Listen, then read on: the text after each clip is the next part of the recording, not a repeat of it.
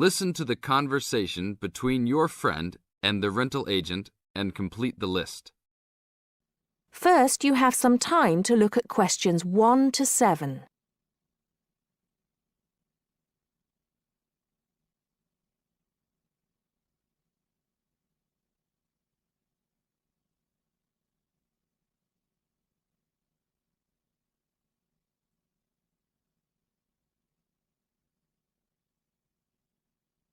Now listen carefully and answer questions 1 to 7. Hi, we've been looking over your listing of apartments for rent and we have a few questions about a couple of the apartments. Can you help us? Sure. Yep, this is our most recent listing. What would you like to know? Well, we were first wondering about the house on 3rd Street. We can see that it is furnished and rents for $135 a week, but can you tell us how many bedrooms it has? Let's see. In addition to the den, it has 3 bedrooms. The rental on 3rd Street has 3 bedrooms. So in the example, 3 bedrooms has been written down in the number of rooms column for 19 3rd Street. Now we shall begin. You should answer the questions as you listen, because you will not hear the recording a second time. Listen carefully and answer questions 1 to 6. Hi, we've been looking over your listing of apartments for rent and we have a few questions about a couple of the apartments. Can you help us? Sure. Yep, this is our most recent listing. What would you like to know? Well, we were first wondering about the house on 3rd Street. We can see that it is furnished and rents for $135 a week, but can you tell us how many bedrooms it has? Let's see. In addition to the den, it has 3 bedrooms. What about the one on Route 9N? It looks like it's big with a library and a deck, but it doesn't say how much it costs or anything else about it. Oh yes, Mrs. Gaylor's apartment. That one is actually only a 10-month rental and it is going for $156 per week. It's quite a nice place. She only rents for 10 months each year because of horse racing season. Then her relatives all come to stay, so tenants have to move out. It's a little bit inconvenient, but past tenants have really enjoyed their stay there. Oh, well, we need it for a full year. I guess that one is out. How about the rental on Browen Drive? How many rooms does that one have? As it says on the list, it has 2 bedrooms and a private kitchen and bath. But it's actually a very small place. That's why it's a bit cheaper. Oh. Well then, what about the one that has 3 large rooms? Who is renting that property? That one is a good deal. Mr. John Smith is renting it. But he's quite eccentric and he has a strict rule about no pets. How about cats? Nope, absolutely no pets. Well then, how about this studio apartment rented by Mr. Bo Jensen? How is that one? That ad is actually a bit deceptive. The studio apartment is the whole upper floor of an older house. It's actually very large and, at $45 a week, quite affordable. And it's near campus. I think I'd like to check that one out. Do you have a telephone number that we can call? It's not on the list? Oh, it isn't. Here it is. You should ring area code 518 and then 543-7790. Thanks. I think I'll call on that one first.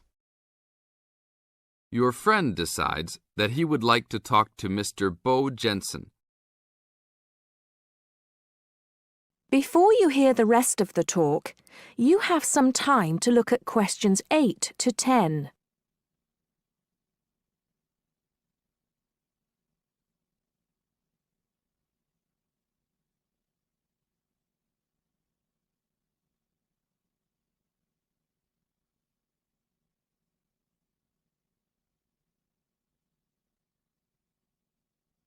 Now listen and answer questions 8 to 10. Hello? 1512, Route 9. Yes, is this Mr. Jensen? Yes, it is. Can I help you? Yeah, we're studying here at university and we came across the rental information for the studio apartment that you're renting. Is it still available? Yes, of course. I actually just placed the ad and you're the first person to call. Is there anything you'd like to know about it? Yes, actually there is. As students, we are on the internet a lot, and we heard that some homes in the area have high-speed connections. What type of connection do you have there now? Oh, that's an interesting first question. But I guess I have heard that too. But we just have a phone line here. Nothing fancy. I think you can have a cable line installed, but it's just a phone line for now. Okay, well maybe we can do that. What type of heating does the apartment have? Now there's a more traditional question. We have oil heat here. It's an older house. That tends to be a little more expensive during the winter, right? Yeah, but there's nothing to do about it. It would cost too much for me to put in a gas heater. What else would you like to know about the apartment? Well, we heard it was quite big.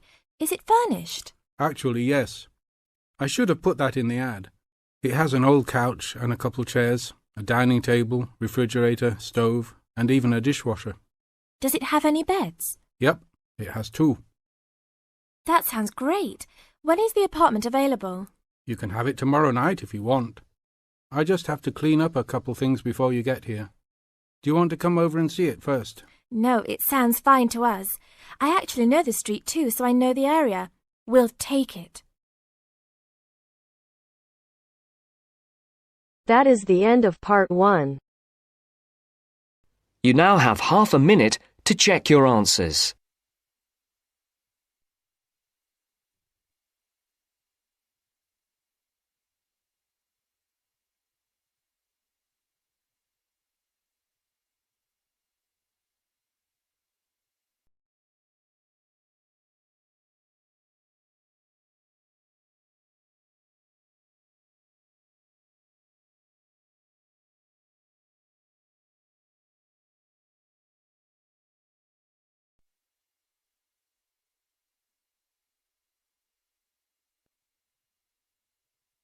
Now turns to part 2.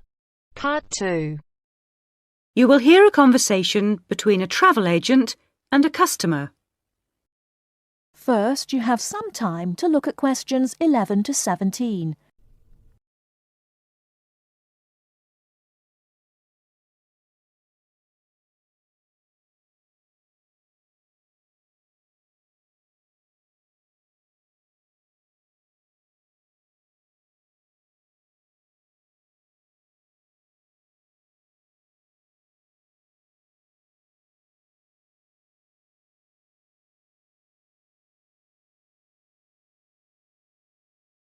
Now, listen carefully and answer questions 11 to 17.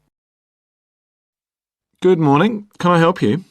Yes, I'd like to get some information about trips to New Zealand. Certainly. Take a seat and I'll be right with you. Thanks. Now, where would you like to go in New Zealand? Well, I was hoping to do a bit of travelling around, actually.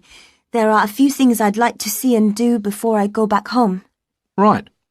One thing I really want to do is go to Christchurch. I have relatives living there that I can stay with, my mother's cousin, and I've heard it's a nice place. Yes, it's a lovely city. And staying with relatives will help with the budget, of course.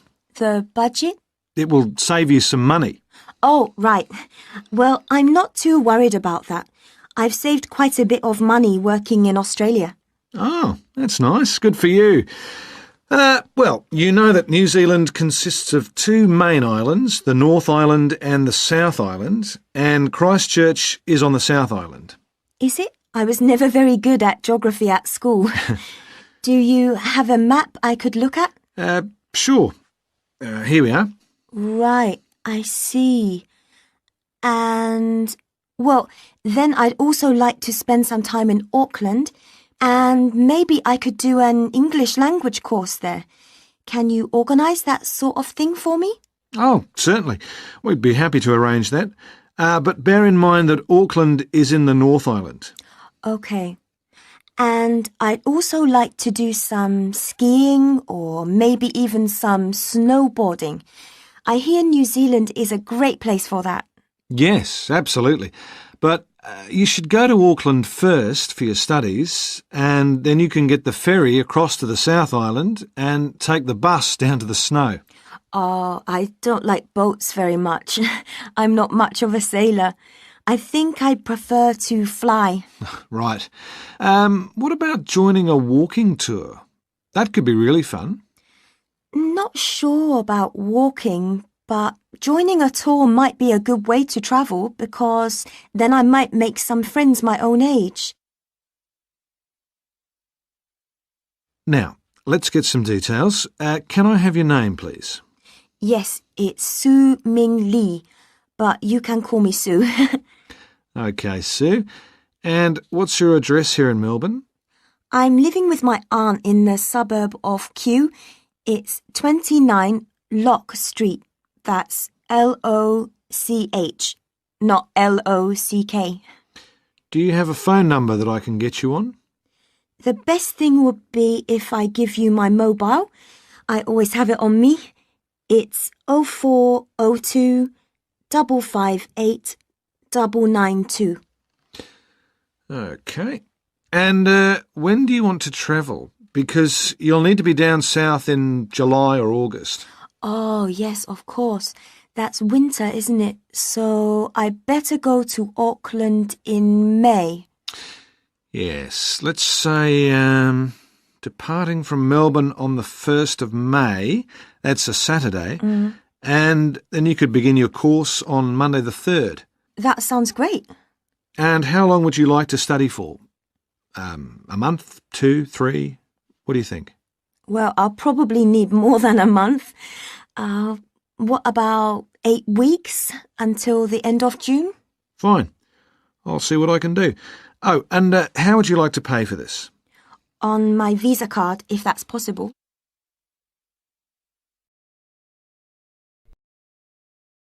Before you hear the rest of the talk, you have some time to look at questions 18 to 20.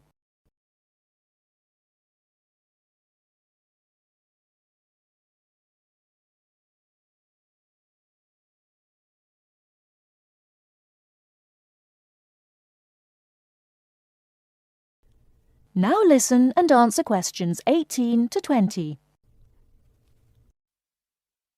Hello, Sue. It's Angelo from Cosmos Travel here. I've booked your flight and I've found you an English college called the Harbour Language Centre. Great. Where exactly is that? Well, have you got that little map I gave you yesterday? Yes? You see where the harbour is with the 3 wharves and the water? Yes. Got that? OK, there are 2 parallel streets. Quay Street, that's Quay, and Customs Street. The building where the college is located is on Quay Street, opposite Prince's Wharf. Right. Got it. And what about accommodation? Well, I've booked you into a hotel for the first 3 nights, and then the accommodation officer will find you a family to live with. Good. And where's the hotel? It's a short walk from the college, on the corner of Queen Street and City Road. Which corner exactly? On the left-hand side as we're looking at the map. Okay, near the little park. Yes, that's right. And what about a good bookshop? I'm going to need to buy a dictionary and some English books. Yes, well, I believe there's a really good language bookshop on the corner of Customs Street and Queen Street. It's near the college, so that's pretty convenient. Thank you so much. You've been really helpful. That is the end of part 2. You now have half a minute to check your answers.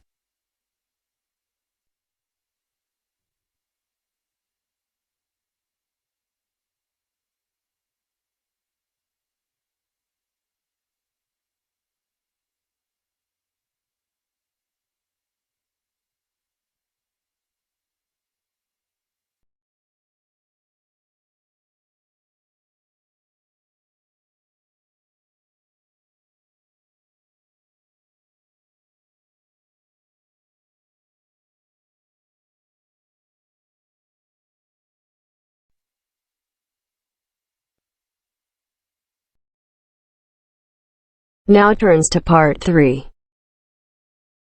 Part 3.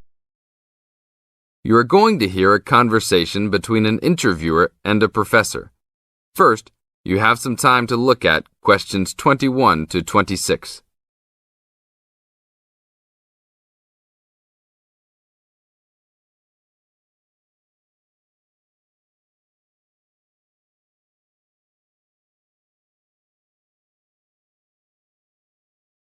Now listen to the tape and answer questions 21 to 26. Today I'm here with Professor Nittick, who is our new university president.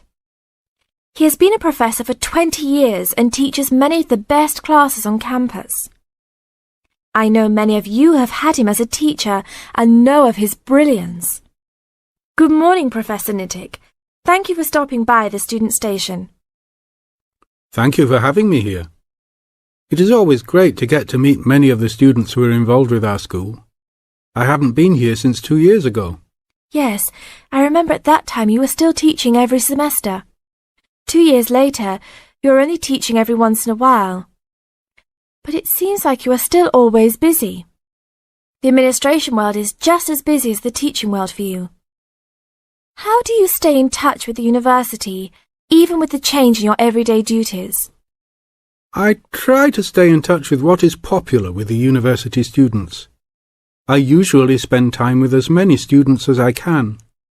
They usually give me insight into what the new concerns and beliefs are for the new generation. On top of that, I try to be as youthful as I can. I consider myself to be youthful, at least for my age. So I always have a good time and try to stay young. I try my best to not just be a teacher, but also participate in university life. Interesting. So, are you still doing lots of academic work, or are you mostly concentrating on administrative affairs? Well, I mostly do administrative affairs now, but that doesn't mean that I still don't have a very deep interest in academic matters. I often visit other campuses around the world and meet other professors in my field. I learn the most by travelling and seeing the different places of the world and the different fields of thought. I even did a television programme last month in Manchester. Will you be on television any time soon then? Well, you can call the television station and see if I will be on television any time soon. Maybe I will be on the news report. I don't think it is really that significant, though. Oh, really?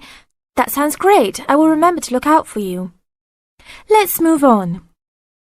With all your busy travelling recently, how do you find time for your personal life?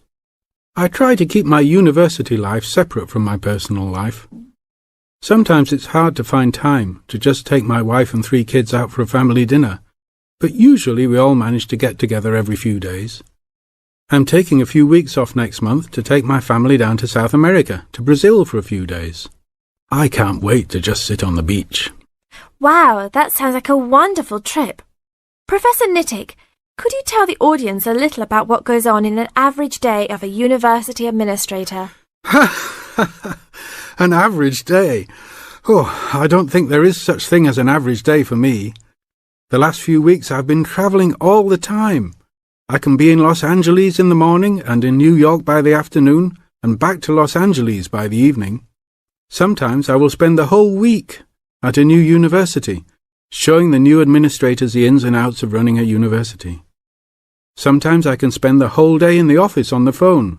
So there really is no average day for me. I guess that is because I do so many different tasks. Sorry to let all the viewers down, but that is the plain truth. Now look at questions 27 to 30.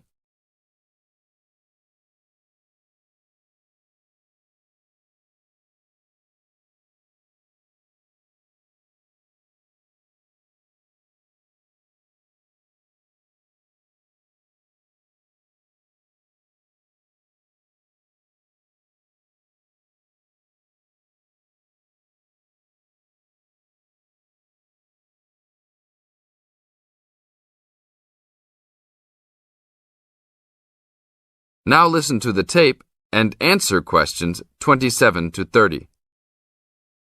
Well, I guess I can sum it up for them. You are a busy man. That is probably a good description. So, are there any immediate plans for the coming few weeks? Well, I'm in Los Angeles for the next 2 days, and then I fly to Colorado to meet a new prospective professor for our university. I will be in Colorado for about a week. Then I go to Japan for the next 10 days to meet with our university branch in Japan about record sales there. After that, I return to Los Angeles for a week, just in time for the graduation of the class of 2001. There you have it, my next month's schedule. Thank you very much, Professor Nittick. I always enjoy having you on our show. We hope to have you back on our show next time.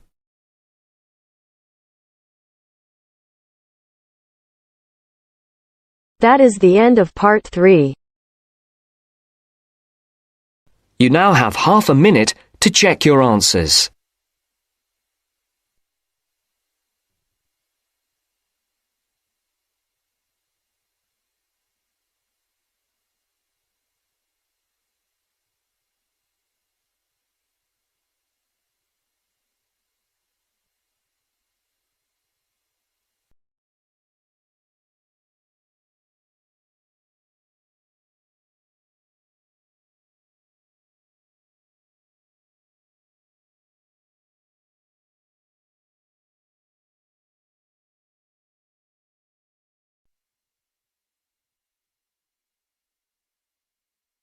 Now turns to part 4. Part 4. Listen to the continuation of the lecture about the human brain. Look at the diagram before you listen. First, you have some time to look at questions 31 to 40.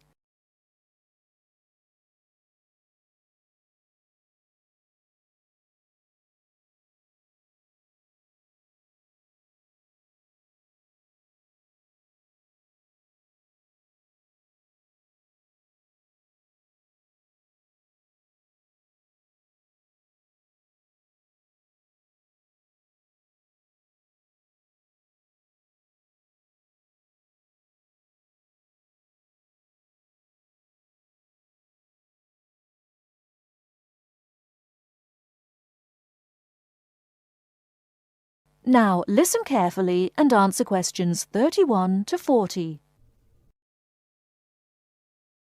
OK, we have looked at the top view of the brain and seen how it is divided into lobes. Now we are going to look at a more complex diagram of the centre of the brain. I will briefly go through some of the important parts that make up the brain and then talk more about what each does. First of all, you can see that by far the largest part of the brain is the cerebrum, and it is made up of the 3 lobes we have already talked about. The lobe below, coloured yellow on the diagram here, is the cerebellum. Right in the centre of the brain here is the thalamus. The hypothalamus is part of it, but it has a slightly different function. Now here, running down from the centre of the brain, is the brain stem. It is made up of the midbrain, the pons, and the medulla oblongata, and is connected to the spinal cord, which you can see here at the bottom of the diagram. Now, finally, this little gland just to the left of the midbrain, it looks like a little tail, is the pituitary gland. OK, let's go back and say something about the function of the various parts of the brain. The cerebrum, the largest part, as we have said, has 2 halves or hemispheres. I will talk more about the difference between the 2 hemispheres later. The cerebrum is the part of the brain that is really our intelligence. It controls voluntary movement, that is, movement that we are in control of, speaking, for example. But it is also responsible for our emotional thinking and memory. The cerebellum is responsible for fine movement and coordination. It helps us with balance, for example, and to understand where we are in relation to space around us. The thalamus, here in the centre, processes what we feel with our body, touch and temperature, for example, and controls how we react to those senses. The hypothalamus has a similar function, but regulates bodily needs, such as hunger and thirst, and tells us when we need sleep. Now, at the top of the brain stem is the midbrain. This is a sort of switchboard, a very complex switchboard. It sends messages which help the brain communicate with other parts of the nervous system. The pons in the middle of the brain stem here sends messages from the cerebrum to the cerebellum and spinal cord. The medulla oblongata is here just above the spinal cord. It regulates essential bodily functions, like breathing and the rate of our heartbeat. The spinal cord is part of the central nervous system and runs down inside the spinal column. It connects the brain to nerves that go to the rest of the body. Now, the pituitary gland, this little gland, has a hugely important function. It releases hormones to the body that regulate all sorts of things. How quickly we grow, and the size we grow to, the rate at which we age. It also regulates whether we have a slow or fast metabolism and how we relate to stress. Now I am going to show you a model of the human brain, and I want you to identify... That is the end of part 4. You now have half a minute to check your answers.